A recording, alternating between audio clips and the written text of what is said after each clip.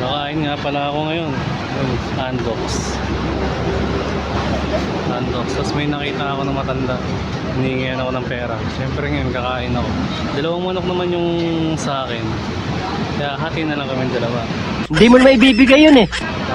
Siyempre kailangan natin maging good sa marketing. Ay, bawal yan! Bawal yan! Bawal yan! Bawal yan! Talaga? 78 pesos dalawang manok na dito sa Andox. Bibigyan ko na si nanay. Siyempre pag pinost ko yun, tapos lagyan ko lang ng konting malungkot na music, di ba? Balikan ko kayo pagkakain na kami. Yan, yun yung sa amin. Kasi yung si nanay yung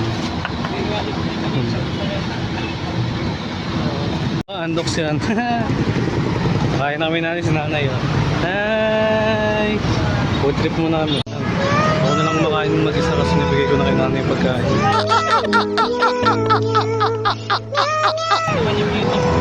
Yan, kain.